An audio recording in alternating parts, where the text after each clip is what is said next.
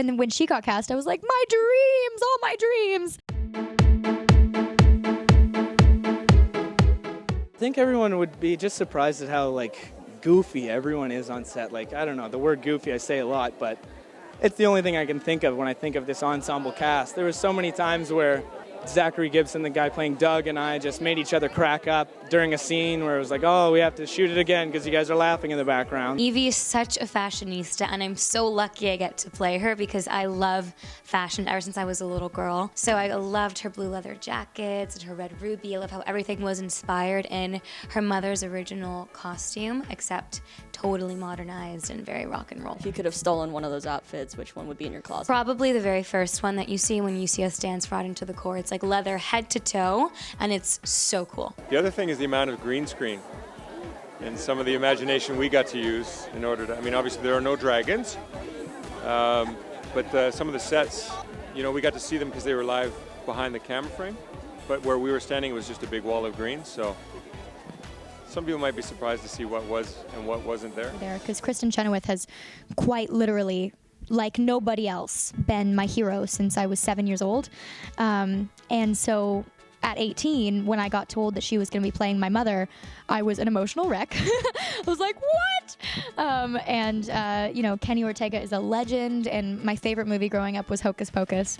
Edward Scissorhands and Hocus Pocus. So you have Kathy Najimy in here too. Yeah, I know, and when she got cast, I was like, my dreams, all my dreams.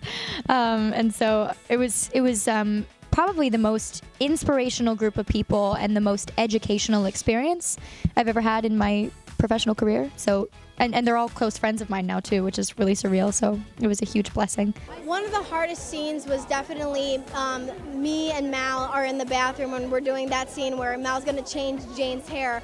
And that took 6 hours to film, and because we needed different angles and everything, and we added stuff in, which was amazing. And I loved what Kenny had her do with her hands so Jane would go every which way with the magic. I really liked that. What was it like in between takes? What would you guys be caught doing? Were you singing? What was going on? There were definitely like moments when it was like a breakout singing thing, because Kenny would start like a little like chant, and then we'd all join in, and yeah, we probably wasted a lot of time doing that.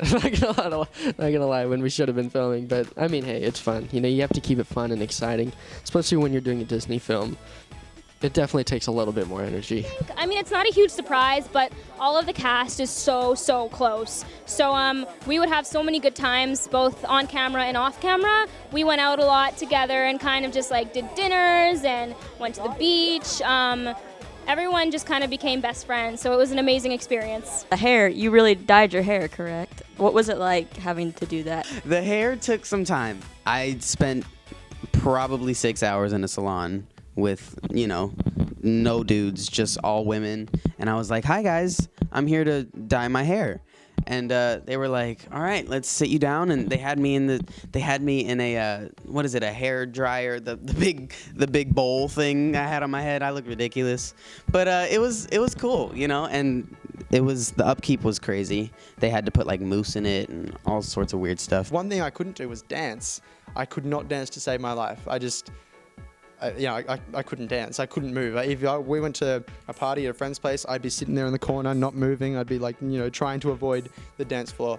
But now, after working with Kenny Ortega and Paul Becker, the choreographer, they've just, you know, I feel I can move now. You know, an incredible experience to have, you know, Kenny telling me how to move like Michael Jackson or something, and saying to watch Elvis the way he does things. You know, I watched all these big stage personas to try and adapt the way they move in some ways. I mean, I can't wait for you guys to see the dance scenes and tell me if I'm a good dancer or not. Yeah, you reckon? Thank you. There was some ad-libbing, thanks to Kenny, that wasn't scripted, that came alive. It came alive in the scene, in the moment, that I think worked out really, really well. You should tune into Descendants, because I promise there is something in there for you. It is one of the most jam-packed with like all these different elements.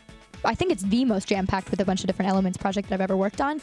It's got sports, it's got action, it's got romance, comedy, musical numbers, magic, you know, mother-daughter relationships, romantic relationships, friendship relationships, all of it. It's got absolutely everything, and I'm really excited for you guys to see it. So I read it, And I'd been like super sluggish all day, and as I was reading it, I was like, oh my gosh. And I was like waking up more and more. I was like 3 cups of coffee.